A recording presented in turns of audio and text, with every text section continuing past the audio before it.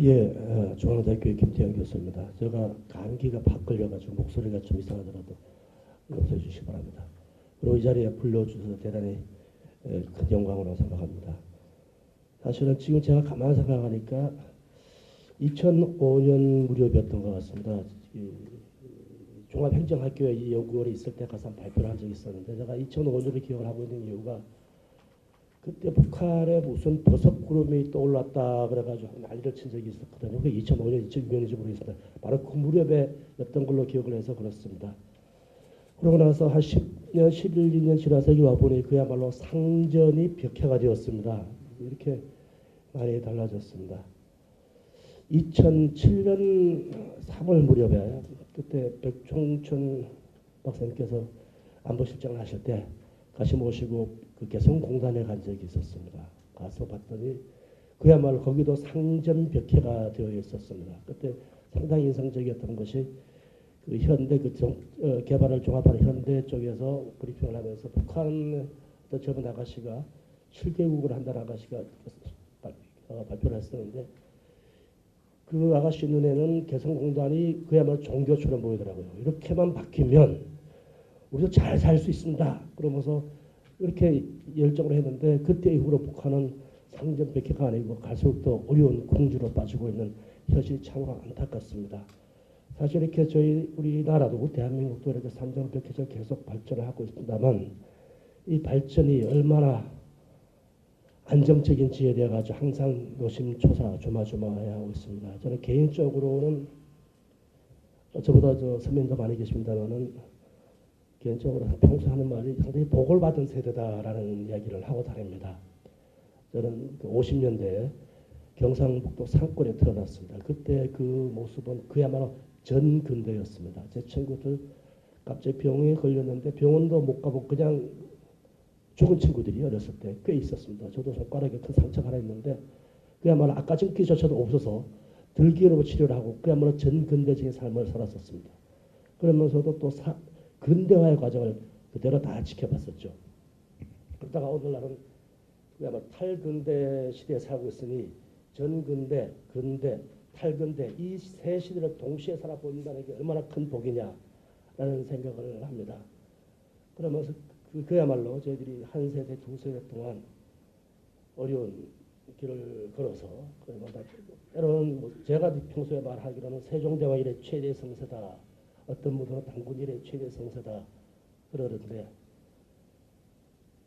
안타깝게 잘못 이 정세를 관리했다가는 이 세종대왕 이래 당군의 최대 성사가 한두 세대만 끝이고 후손에게는 암담 미래를 물려줄지도 모른다라는 그런 조바심이 있습니다.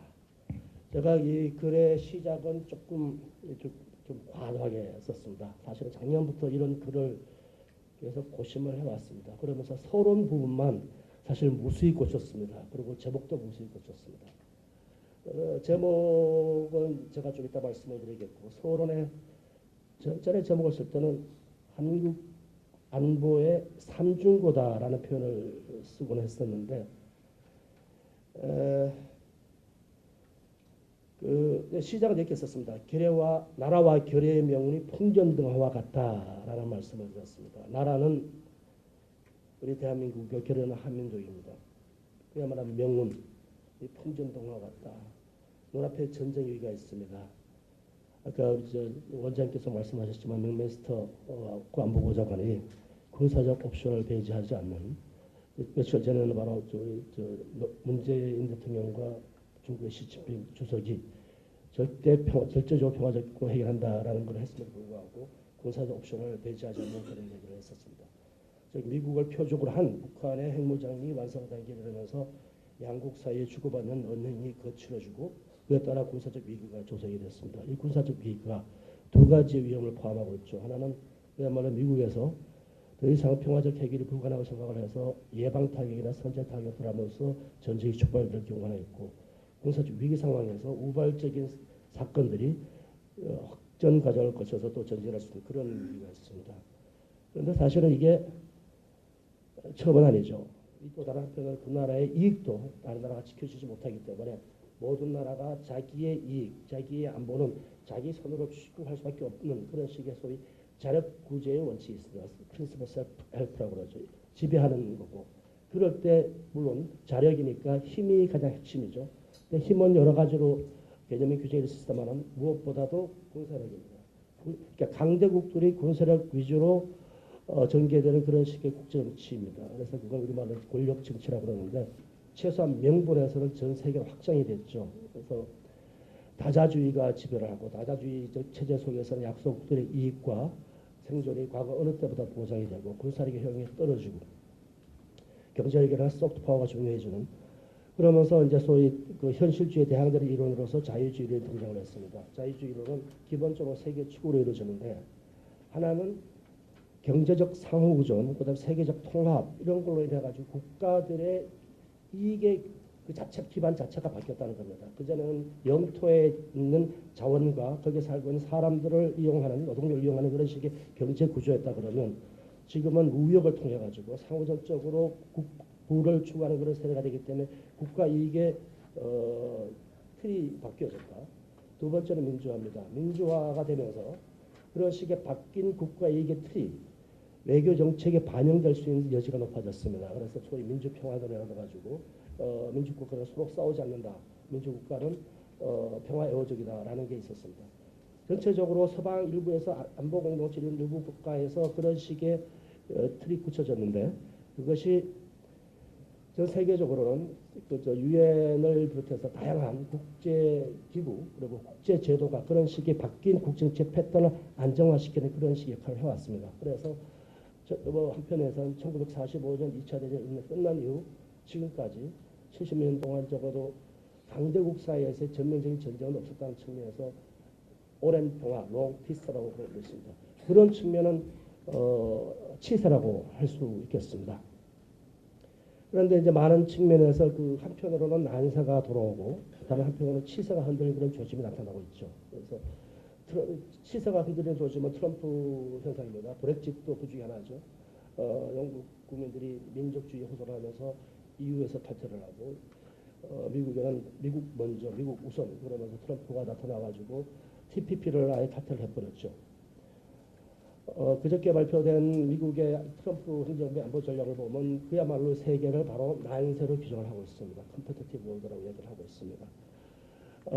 다른 한편으로는 또 난세의 재현, 그거는 이미 러시아가 우크라이나의 크림반도를 무력으로 강탈을 했던 2014년 이후 이게 일부 국제학자들, 정치학자들이 리턴 오브 지오폴리틱스, 지정학의 귀환이다, 복귀다라는 얘기를 했는데 바로 그 논리가 트럼프 대통령의 안보 국가안보 전략에 그대로 반영이 되었습니다. 미국, 중국, 러시아, 이란과 같은 나라를 리비저니스트 파워, 현상 변경 국가라고 하고 있죠.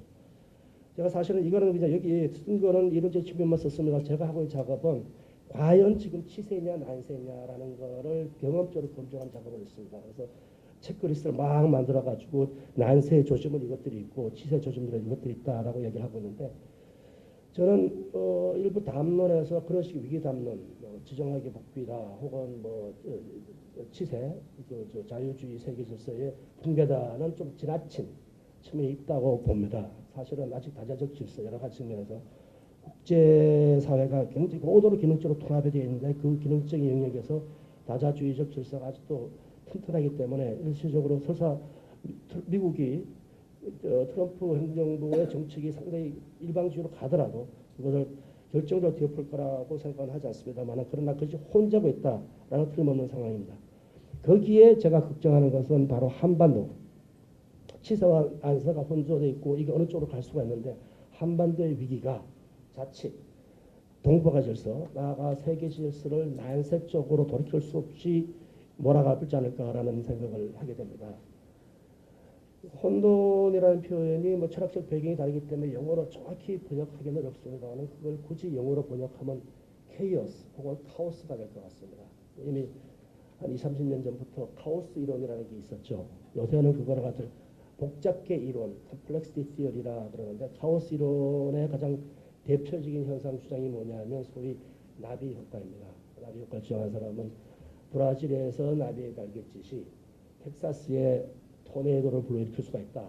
요새는 베이징 상공의 날갯짓이 카리브해 허리케인을 불러올 수 있다 하는 것처럼 작은 지역적인 사건이 서로 맞물리고 큰 상황적인 증폭되면서 큰 효과를 가져올 수 있는 거예요. 길게 돌아보면 펠로폰네소스 전쟁조차도 사실 멀리 있는 조그만 나라의 내란이 큰 27년 동안의 전쟁을 축복을 한 적이 있었고요. 제1차 세계전은 사실은 사라예보에서 별로 존재감이 없던 오스트리아의 황태자가 암살당했는데 그것이 전 세계에 확전됐던 것 같은 그런 식의 나비 효과가 한반도의 위기로서 촉발될까봐 하는 그런 큰 우려가 있습니다.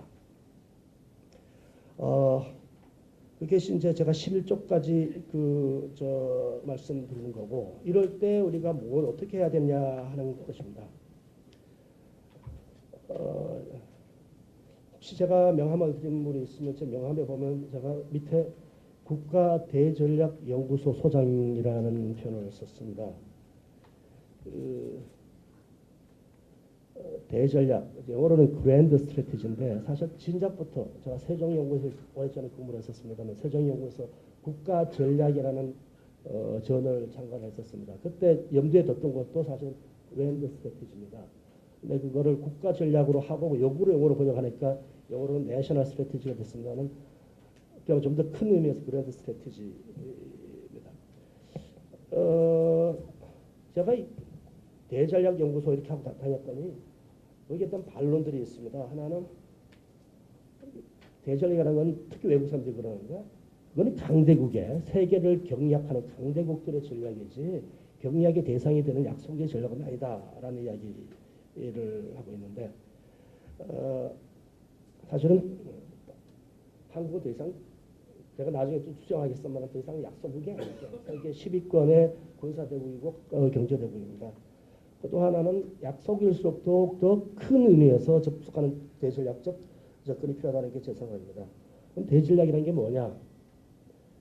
그러니까 다들 군사를 하셔서 잘 아시겠습니다만 전술, 전략, 고유의 대전략입니다. 그러니까 전술과 전략의 구분은 클라우즈위츠 한번 유명하죠. 클라우즈 말하기를 전술은 하나의 전투에서 이기기 위해서 병력을 운용하는 기술에 관한 것이 전술이고 전략은 하나의 전쟁에서 이기기 위해서 전투 자체를 운용하는 그것이 전략이다. 따라서 때로는 고육지계도 하나의 전략이 될 수가 있고 큰 전투에서 이기기 위해서 작은 전투를 포기하기도 하고 그리고 총체적으로 전쟁에서 이기는 것이 전략입니다. 대전략의 개념은 또 잘 아시겠습니다만 제1차 세계전 이후에 등장하기 시작한 개념입니다. 그전에는 전쟁 이기는 것이 목적이었는데 1차 대전 같은 경우에 보니까 전쟁 이겨봤자 지는 것만 못하더라. 지는 것만 다른 바가 없더라. 라는 식의 이야기죠. 그래서 전쟁을 하더라도 보다 큰 국가 목적을 염두에 둔 전쟁과 평화를 운영하는 것. 그것이 이제 대전략이다. 따라서 때로는 보다 항구적인 평화를 위해서는 전쟁조차도 감수할 수 있는 것이 대전략이다라는 그런 개념입니다. 제가 우리 대전략적 사고가 왜 필요하다고 생각을 했냐면 지금까지 저희들이 지나치게 좀 대증적인 접근을 너무 하는 경향이 있지 않나라는 그런 반성이 있습니다. 예를 들면 사드 논란, 뭐 이게 어디로 갈지도 아직도 모르겠습니다만 대표적인 것 같은데 북한이 노동미사일을 사정거리 1,500km 정도 되는 것을 개발을 하니까 당시 우리 쪽이 산동은 이건 사정거리가 너무 길어가지고 한반도에 별로 위험이 안 돼라고 생각을 했었죠. 그러다가 북한이 이거를 고각으로 발사하니까 이게 더 큰 위협, 더욱더 빠른 속도로 하강하니까 더 큰 위협이 돼가지고 사드 배치의 필요성이 미국을 위주로 대두가 됐는데 그때 이미 우리는 이거 중국에 어떻게 대응할지 몰라가지고 미국에서 요청한 적이 없다. 그러니 요청한 적이 없으니 검토한 바도 없다. 검토한 바가 없으니 결정한 바도 없다라고 얼버무리다가 갑자기 북한 도발이 심화되니까 배치를 하게 되면서 이런 큰 난리를 났는데 긴 그림에서 봐야 된다. 저 대전략적 사고의 기본적 특징이라는 게 뭐냐 하면 소위 게임 딜에서 말하는 역행 귀납적인 접근이다. 백워드 인덕션이라고 합니다. 게임 단계적으로 순차적으로 전개가 되면 맨 끝에서 목표를 보고 그 다음 단계 짚어가는 그런 식의 이제 그 백워드 인덕션인데 이거를 두 가지 비유적으로 말씀을 드리면 하나는 미로 찾기 게임입니다. 어렸을 때 저들 학술지 같은 데 보면 미로찾기 막 나오는데 출발점에서 이렇게 따라가면 자꾸 거기서 막힙니다. 가장 쉽게 찾는 게 거꾸로 목표에서 거꾸로 짚어오는 게 가장 찾기 쉬운 방법이거든요. 또 하나는 제가 이제 학생들하고 가끔 할 때 이야기하는데 아무도 밟지 않은 모래밭에서 발자국을 일직선으로 내봐라. 그러면 발 한 발 이렇게 일찍 내려가 그러면 끝에가 돌아보면 삐뚤삐뚤합니다. 그러지 않고 멀리 보면서 그냥 용감하게 걸어가면 똑바로 발자국이 생기죠. 그런 것처럼 멀리 장기적인 지향을 해야 된다는 것입니다. 그래서 대전력제 사고를 한다는 것은 모든 지금의 외교적 현안, 군사적 현안, 국방적 현안을 하더라도 큰 목표를 염두에 두고 거기에 맞춰서 행동하는 것이 대전략적 사고다 겁니다. 대전략 모든 전략이 그렇지만 특히 대전략적 사고에서 중요한 무엇보다 목표입니다. 큰 목표죠. 큰 목표. 그래서 제가 그 목표를 큰 목표를 제13쪽에서 세 가지를 이야기를 했습니다. 첫째는 뭐니 해도 국가의 생존 혹은 존립입니다. 그리고 두 번째, 국가가 존립한다는 모든 국가가 주체하는 국가가 추구하는 모든 가치의 전제 조건이죠. 그런 다음에 두 번째는 좀 더 넓은 의미에서 자주 혹은 정책 자율성의 확보입니다. 자주와 존립의 차이는 존립은 일종의 질적인 개념입니다. 있거나 말거나 개념이고 자율성 혹은 자주라는 것은 국제정책 삶이라는 것이 항상 상대가 있어서 100% 자율성이라고 있을 수 없으니까 양적인 개념이죠. 가급적 많은 자주성을 확보하는 것이다. 그다음에 세 번째는 질적인 개념으로서 생존을 확보하고 양적 개념으로서 자주의 정도를 높이는 위한 국력의 정신입니다. 그래서 이제 국력은 물론 나중에 또 말씀드린 수단이기도 한데 그 국력을 하드 파워도 있을 수 있고 소프트 파워도 있을 수 있는데 그 국력의 증진 세 가지가 저희 국가 목표라고 생각을 합니다. 그런 측면에서 15쪽에 들어가면 대한민국과 대전략의 국가 목표 지향적 기본 행동 원칙에서 첫 번째 국가 목표에서 존립과 자주성 그다음에 그 국력의 증진에 대해서 우리에게 이거는 모든 나라에 다 해당이 되는 건데 대한민국의 나라에 특화를 시켰을 때 어떤 위협이 있고 어떤 도전인지를 분석을 해봤습니다. 존립에 대한 위해는 한편 내부적 붕괴도 있을 수 있습니다만은 외부적으로는 다른 나라에 의한 군사적 정복이 전형적인 형태고 예외적으로는 정치인 전복도 있을 수가 있습니다. 역사적 우리나라는 오늘 신문에 송평길 씨가 썼던가 했는데 한 나라의 군사 침공도 있었고 당의 침공도 있었고 원나라의 침공도 있었고 때로는 나라를 잃기도 하고 혹은 일본에 의한 강탈도 있었습니다. 지금 현재 시점에서 우리에 대한 존립에 대한 위해는 뭐니 해도 북한으로부터 옵니다. 북한으로부터 오는데 북한의 위험은 단순히 군사적 정복뿐만 아니라 정치적인 전복도 있을 수 있습니다. 그래서 냉전 당시 우리가 그렇게 우려했던 것 북한에 대한 전복 위였는데 지금 당장은 정통성이라든가 국제적 지위라든가 혹은 국민들의 신뢰 이런 차원에서 북한과 남한의 비교가 안 되니까 정치적 전복의 우려는 크게 없다고 보지 않고 무엇보다 군사적인 위협이 크다. 그래서 그만큼 북한의 핵 문제, 미사일 문제는 우리나라의 존립에 대한 위해다라고 생각을 해야 한다는 뜻입니다. 두 번째는 자주성은 국내 정책에서 대체로 외국의 안서부터 자유롭고 대외 정책에서 외국의 입장에 비해 자국의 입장을 반영시킬 수 있는 정도로 측정됩니다. 그 자주성에 대한 제약은 주로 국력의 차이가 오지만 그러나 그 항상 힘과 힘의 충돌만이 아니기 때문에 좀 더 복합적이고 그래서 비대칭적 상호제에서 오는데 그 상호적 정도는 상당히 규모에도 비례하지만 또 관계 심도라는 매개 변수에 대해서 가감될 수가 있습니다. 지금 우리나라 같은 경우에는 역사적으로 대한민국이 건립된 지 70년 다 돼갑니다만은 주로 미국과의 관계에서 자주성의 제약을 경험했습니다. 오늘은 이제는 또 중국조차도 산불인하면서 자율성의 제약을 요구를 하고 있습니다. 그 규모의 불균등이 관계의 심화 때문에 더욱더 가중됐는데 무엇보다 북한의 존재 때문이죠. 사실은 제가 어젯밤에 꿈을 꿨습니다. 꿈을 꿨는데 꿈속에서 무슨 생각을 했냐면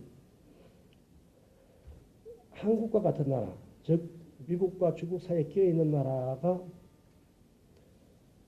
영어로 제가 영어로는 besieged, 두 나라 사이에 샌드위치가 될 수도 있고, 혹은 두 나라로부터 동시에 러브콜을 받을 수 있습니다. 그게 박근혜 대통령이 했던 말인데, 제가 인도, 미얀마 이런 나라들의 그 외교 정책을 보다 보니까 다들 이야기하기를 India is in enviable position, 인디아는 부럽다. 미얀마 is enviable position because 미중이 동시에 러브콜을 보내니까 우리나라는 왜 러브콜을 그렇게 부담스러워할까라는 생각을 해봤습니다. 뭐니 해도 결국은 북한의 존재 때문에 그렇다. 그래서 자주성에 있어서도 북한의 제약이 가장 크다는 겁니다. 그다음에 국력의 측면에서 아까 말씀드렸지만 대한민국은 결코 작은 나라가 아니죠. 군사력에서 10위권이고 경제력 11위권. 40조의 군사비, 65만의 군사 병력, 1조 4천억 달러의 그 경제력. 그런데 문제는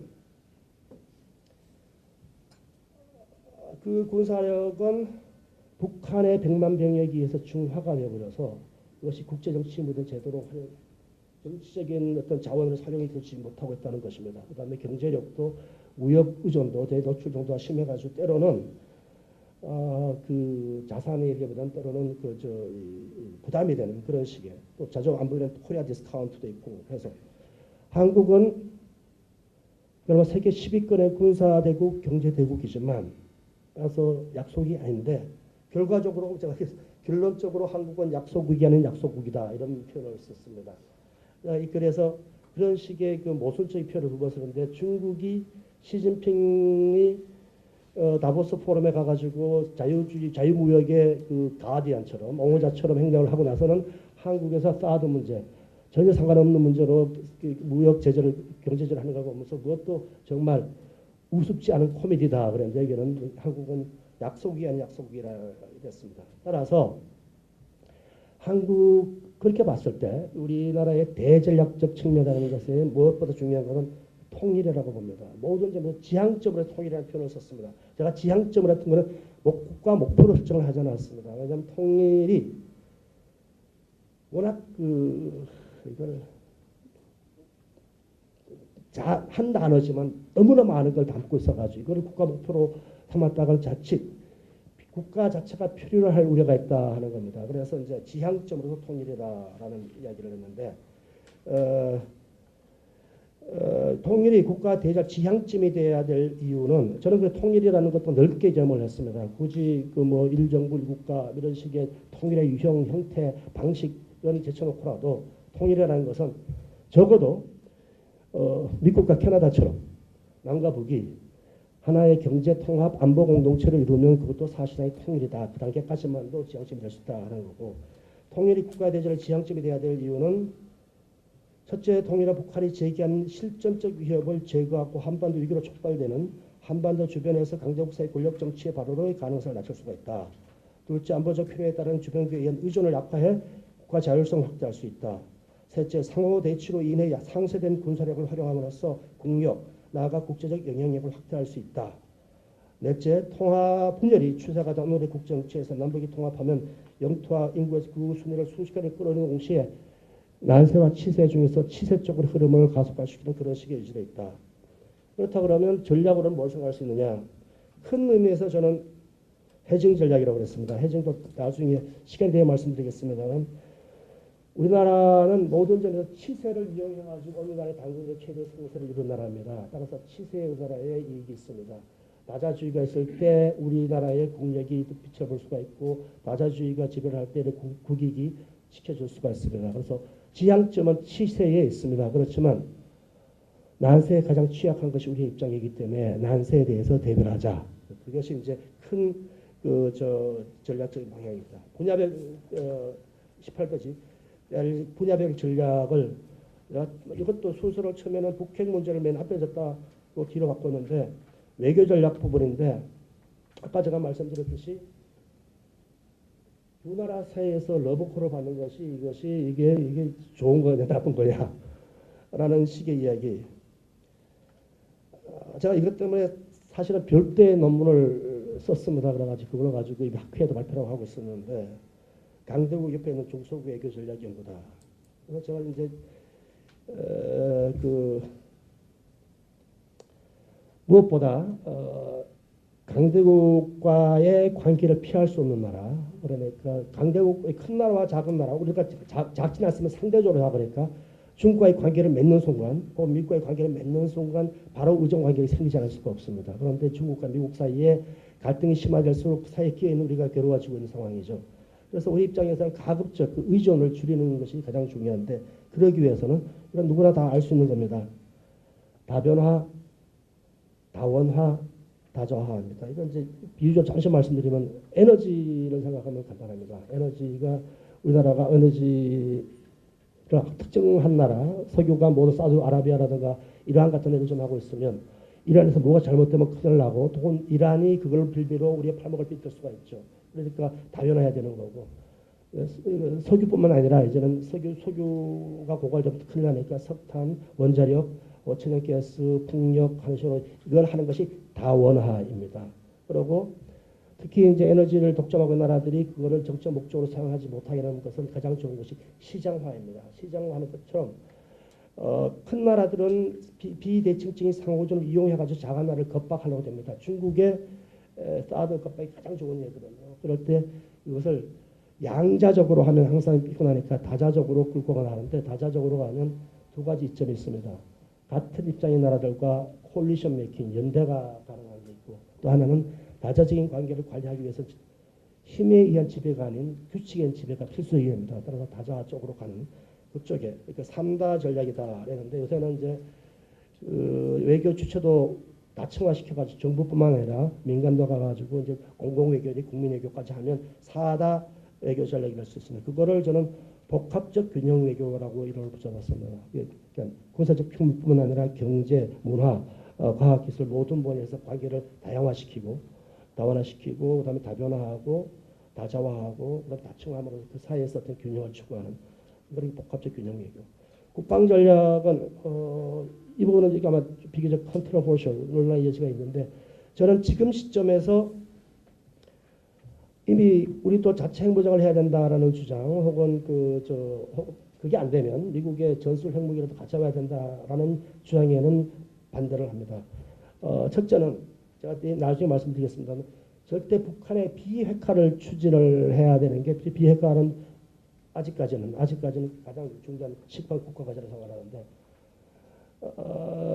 자체 핵무장을 하자 혹은 미국의 전술핵으로 들어오지 않은 것은 북한의 비핵화를 포기한 거랑 마찬가지죠. 담론 자체가, 전제 자체가. 그래서 너무 빨리 간다라는 의미에서 하는 거고, 그러면서 이제 자체 핵무장이나 전술 핵무기를 주장하는 분들의 가장 큰 논리가 국민들 굉장히 먹히죠. 핵은 핵으로만 막을 수 있다 그러는데, 제가 핵은 핵으로만 막을 수 있다는 명제는 맞지 않는다고 이야기를 했었습니다. 그래서 이제 막는다는 말을 방어, 디펜스라고 생각을 하면 틀렸죠. 핵은 핵으로 막을 수가 없습니다. 디펜스를 할 수가 없습니다. 그러니까 결국 이거 막는다는 의미는 디펜드 한다는 의미가 아니라 디터, 억지한다는 의미인데, 핵은 핵으로만 억지를 할 수 있느냐?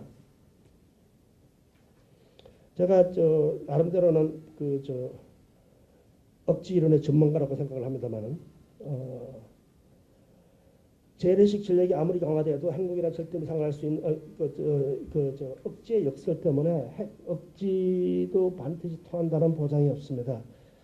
또 다른 한편으로는 제가 케네스 월츠를 이야기를 했습니다. 한편으로는 억지 역설 때문에 핵 억지도 통하지 않는다는 주장이 있는 반면에, 다른 한편으로 케네스 월츠식의 주장에 따르면 핵무기는 절대 무기이기 때문에 보복을 하는 가능성이 아무리 낮아도 그 결과는 파멸이기 때문에 여전히 억지 효과를 가진다는 게 월츠의 주장입니다. 그렇다 그러면 저는 우리나라 손에 쥐고 있는 핵무기하고 미국 손에 쥐고 있는 핵무기하고 어느 쪽이 북한에 대한 억지 효과가 더 높다. 반드시 우리나라 손에 쥐고 있는 핵무기가 미국 손에 쥐고 있는 핵무기보다 억지 효과가 더 높다고 생각을 하지 않습니다. 전술 핵무기도 마찬가지입니다. 억지 효과 통하려고 하면 이건 전술 핵무기가 아니라 전략 핵무기라 해야 됩니다. 전략 핵무기. 파멸적인 위협을 줄 수가 있어야 되는데, 전술 핵무기를 가져온다. 마지막으로 시간이 가고 있으니까 북핵 문제를 말씀드리겠습니다. 이게 왜 사실은 대전력 사고가 필요하다는 건데, 저는 어떻게든 비핵화는 목표로 삼아야 된다고 생각합니다. 앞에서 말씀드렸지만은 첫 문장에서 만약에 북한의 핵을 인정하고 넘어가면 북한의 잦은 핵 공갈로 안보 불안이 가중되고 경제에 대한 지정학적인 부담이 커지고 북한의 핵 우산에 불안하게 의존하여 미국의 핵 우산에 불안하게 의존하여서 외교적 자주성은 더욱 낮아지고 그것을 견디지 못하가 자체 핵무장을 시도하면 북한처럼 외교적으로 고립되고 경제 전략에서 분단된 민족이 북한처럼 될 수도 있다라는 그런 위험성이 있어서 일단 반드시 이제 비핵화를 달성해야 된다는데 달성하기 위해서는 북한으로 하여금 핵을 고집했다가는 반드시 죽고 핵을 포기하면 반드시 산다라는 믿음을 심어줘야 된다는 겁니다. 문제는 북한이 핵을 포기하면 반드시 죽고 핵을 가져야만 산다라고 생각하고 있는 구조가 있어서 그걸 바꾸는 게 어렵다는 거고 그걸 뒤집어야 되니까 그 상황이 얼마나 비장하냐라는 식의 얘기를 했습니다. 그래서 저는 북한의 비핵화, 핵 폐기를 요구해가지고 북한을 정말 이러다가 죽을지도 모르겠다라는 식으로 몰아붙이는 맥시멈 프레셔가 있어야 된다고 합니다. 첫째는 경제제를 통해서 굶겨 죽일 수도 있고 그다음 금융이나 혹은 에너지 제재를 통해 가지고 목졸라 죽이는 방법도 있고 정 안 되면 군사적으로 때려 죽이는 것까지도 북한이 그렇게 그걸 맞아 죽을지도 모르겠다라는 인식을 심어주는 게 중요하고 그럴 때만 북한이 비핵화를 전제로 대화에 나올 거라는 생각입니다.